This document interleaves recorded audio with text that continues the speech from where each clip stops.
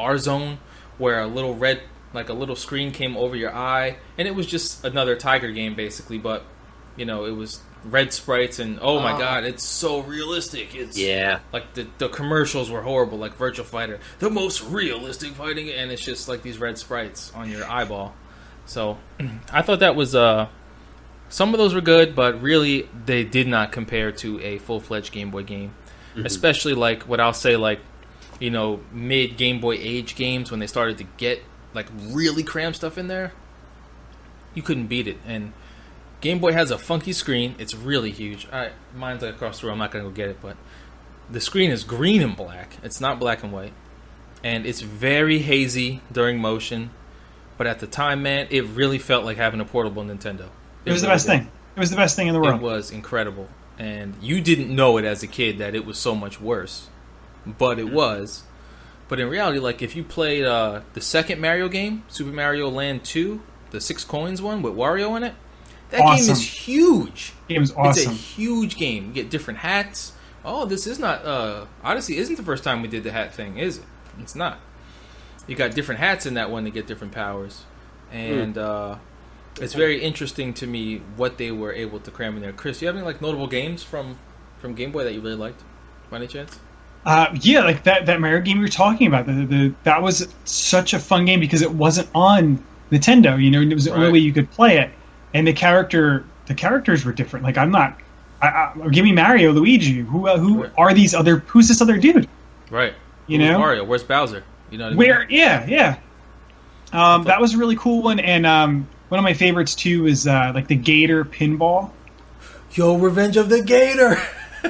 I had that. That was such a great game. So good. It's so good. And obviously Tetris. Tetris. See, that's what I skipped right past Tetris. I tried to play it when I was a kid, and I didn't do it. Tetris was cool because I had a Game Boy. Then years later, my mom found a Game Boy somewhere. She didn't buy it, but she found one somewhere. And you could not skip ahead, but you could link together. So that's why Tetris was really cool. I was able to play it with someone else. Right. Corey, what about you? That's right. I'm sorry. You said you didn't have the Game Boy. Yeah, I feel so left out. Rub it in, jeez. But what about did you play Pokemon? Well, okay, now you're moving on from the original game. No, Pokemon is an original Game Boy game. Oh, I guess. Well, okay, I'm sorry. When I think original Game Boy, I'm thinking of the big gray. Yeah. That's what it is, bro. But since then, other versions have come out. Correct. That Pokemon was on, like the smaller version, I had the limited edition ice blue version. What was it called? Yeah, I got into Pokemon then, and oh my god, talking about the same system and how big the games really became. Of course, Pokemon. I absolutely love it. Still do to the day. So yeah. What was the second iteration? What was the Game Boy Light? Game Boy Pocket? Game Boy Color? Pocket. Game Boy Pocket came out much later. Pocket after Color? Much later. And then after Micro. Color? Oh yeah, the Micros. Those are terrible. Oh no, you're right. Pocket. I'm thinking of the Micro, the little one that's just a little. It's like yeah, those are terrible. Yeah, Light was the first. I think the first change version. Yeah, we had a few of those, and then of course it went to Game Boy Advance, right? Right. And this is back in the day where to play multiplayer, me and my brother used to play this wrestling game. I think it was called WWF Superstars. You had to link cable to each other. You had to have a hard cable going from game. It wasn't wireless back then, man. You had to be within 2 feet of each other, and you're both head to head, just like they showed on the Game Boy box. And you're going at it, and it was great. And it sucked too because when your friend decided that he was losing and he didn't want to have it anymore, you just unplug it. Boom. I quit. And this is back before the days of stat tracking, so he was really upset. And yeah, man, Game Boy for me, the Super Mario's, Revenge of the Gator. I had some kind of battleship style game where you had there was different enemies to fight, and you could send in planes to bomb stuff. It was like Battleship Extreme kind of game. I thought that was good. Some of the bigger games, like the Donkey Kong game on there, was excellent. The classic one, where you're going up the rapids or whatever. That was really good. And let's not forget Super Game Boy is where that was huge. You could plug your cartridge into your SNES and play your Game Boy games on your TV. And it looked great too, man. It looked awesome. And some games even got enhanced colors. So I thought that was awesome. But it's just like to have Pocket, like to have, this small console at this time, and like when did the Nintendo come out? 85, I believe. Okay, so like 4 years later, right. This Game Boy, this mobile comes out. This mobile gaming system comes out, and it's not bad. It's not great. No, you can bring it. It's not bad. Yeah, you can take it with you too. Like it was good. Yeah, it lasted a long time. It used 4 AA's, but it lasted a long time. I thought that was awesome. It was great. It was great. And I think one thing that we're kind of overlooking, but I do remember the commercials. I remember this commercial, watching it, and this kid is in the bathroom, and someone comes in and like kicks the door down, and what's in there? Laying on the floor, because this kid is just fried his brain out because of the experience is unbelievable, like anything you've never seen before. The Atari Lynx. Oh, the Lynx is such a piece of crap. It came out the same time as the Game Boy. It did. And now, why did that take off? Because Nintendo had already proven their brand to the video game market, man. That had to be it. Like Nintendo, nobody like Atari. Not everybody had Ataris, dude. Like Atari wasn't like an NES. You know what I mean? I had an Atari. I have one right here. But like most people didn't have an Atari because games weren't cool.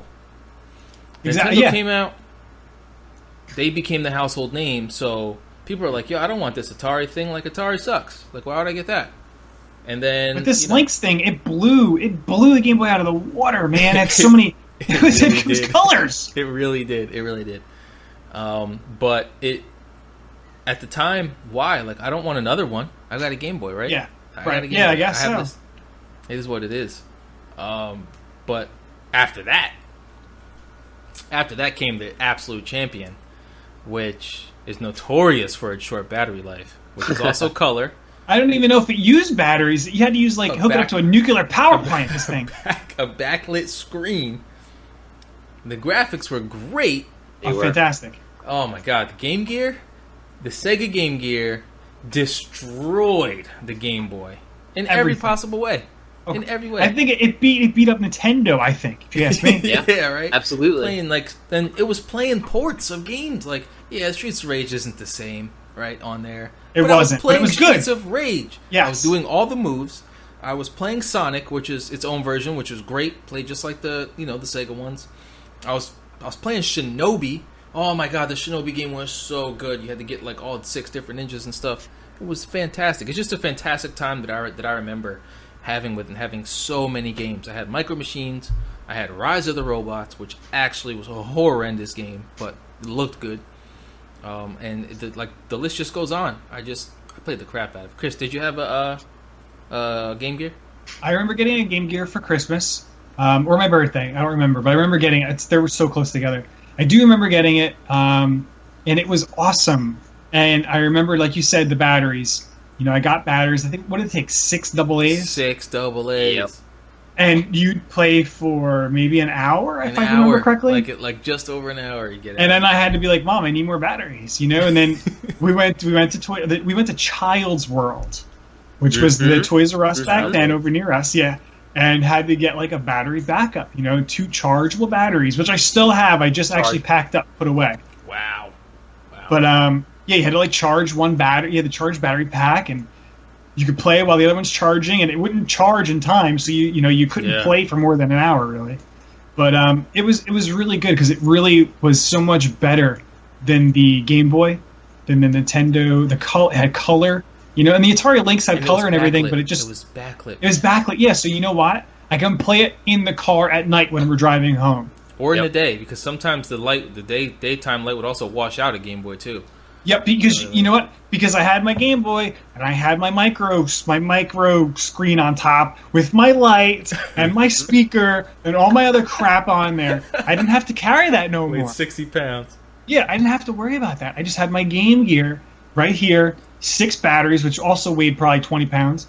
But everything was in this thing, I put my game in that I was going to play, my Road Rash game, and I was ready for a car ride. Oh my god, I had Road Rash on there too. It was so good. It was good. But Oh, good, good. No, I'm saying like it was so far superior than the Game Boy, but I really did end up playing more Game Boy than I did Game Gear when I had Game Gear, and I love my Game Gear. Don't get me wrong, but I just maybe because I had a bigger library for the Game Boy, or maybe I was just more nostalgic to it. But I stuck with the Game Boy more than the Game Gear, which I'm sad to say. Corey, what about you and your Game Gear experience? I only remember having X-Men and Desert Strike. I think I had Desert Strike was good those on there too. 2 games.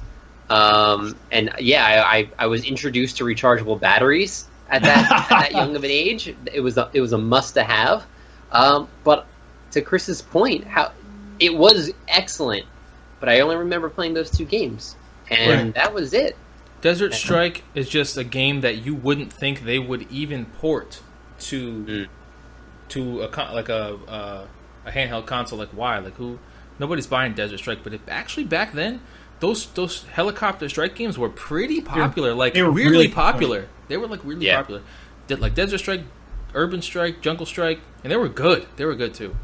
Yeah. I remember specifically bringing my AC adapter with me everywhere I went, and finding a place to plug it in. I would go to my parents both didn't get off work till 4 or 5 o'clock, so I'd go to the after school program in Catholic school and would just be post up next to the nearest wall playing my Game Gear. You know what I mean?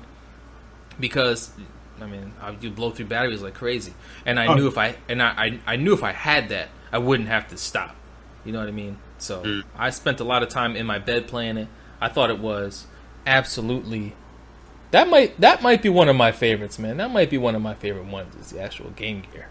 Now, the upgrade to that. And they had actually a upgrade to the Game Gear itself versus this console. But you guys ever have the Nomad? Sega Nomad? No. Okay.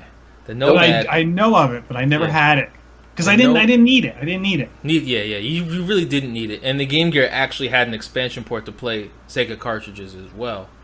But the Nomad played Sega cartridges, so this thing was huge. It was like holding a book, but you're playing the actual Sega games. And again, though, the battery life was just garbage. Would you consider... No, the Virtual Boy's not portable, right? No. It's not even handheld. It is not a handheld. It's not. It is not a handheld. It is someone portable. Else holds it. It's portable, but you still need power. And you could have used the battery pack, but let's be real, you had to charge that. I'm going to say no. I'm going to say no. No, I wouldn't count that. But to me... Being, I went out and got one, that day, needed to have it, whatever, we went and got it. I loved my Virtual Boy. I still have it. I wish I could play it, but I don't have the back of the battery thing. Yeah. Oculus Rift has a Virtual Boy emulator, which works pretty good. But I loved it, man. There's 11 games? I think I had 3. I had, Red Alarm. There's not many, no. Right, I had Red Alarm. I played the Wario game. I rented it, actually. I rented Mario Tennis. The boxing game was fantastic. I don't know if either of you two had it, but I rented it. I rented it. I rented, like you said, Red Alarm, the boxing game, and tennis. That's all you needed to play. Right. That was it. Well, that Wario game was really good. I did end up picking up a Virtual Boy a few years ago, and that Wario game is the most expensive game on the console. But it's actually really good. I remember playing a few hours of it. It's much different than any other game. It was good. I thought it was good. The next one that I have here is actually a game console that not too many people know about. Again, I saw the commercials. I had to have it, so I got it for one Christmas. It's called the Gamecom. No. It's a silver console with a touch screen on it. Okay, it came out in '97. Touchscreen? A touch screen. Whoa. Okay. Now it came pre-installed with the game Lights Out. You know what that is? Where you press the button, it's a grid of boxes, and you press them. You have to try to get them all to go away. But you Minesweeper? Kind of like Minesweeper. Okay. But you touch the screen with a stylus to do this, and a couple of the other games had touch stuff. I remember I had one game on it, Jurassic Park. It didn't last too long, but the main thing about it was the audio on it was like amazing quality, like actual sounds. Like they weren't. It had a video game speaker, sounds. or did you have to use headset? Okay. Speaker. Like wow. Okay. Like if you had, this is an example, but like if you had a door closing